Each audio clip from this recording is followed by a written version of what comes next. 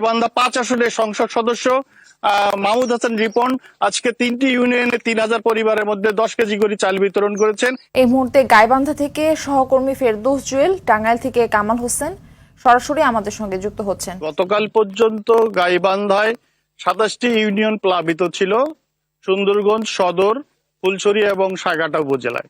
আজকে আরো ২টি ইউনিয়ন প্লাবিত হয়ে ২৯টি ইউনিয়নে বন্যা দেখা দিয়েছে। এই মুহূর্তে ঘাঘট নদীর পানি ৩৪ সেন্টিমিটার উপর দিয়ে এবং ব্রহ্মপুত্রের পানি ৮৪ সেন্টিমিটার উপর দিয়ে প্রবাহিত হচ্ছে।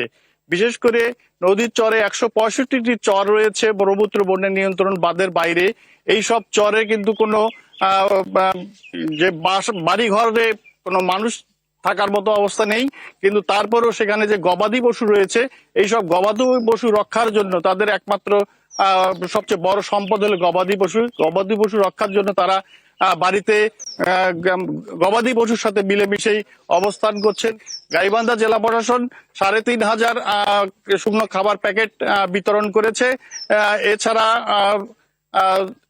১৬৫ মেট্রিক টন চালও বিতরণ করেছে। গাইবান্ধা ৫ আসনের সংসদ সদস্য মাহমুদ হাসান রিপন আজকে ৩টি ইউনিয়নে ৩,০০০ পরিবারের মধ্যে ১০ কেজি করে চাল বিতরণ করেছেন।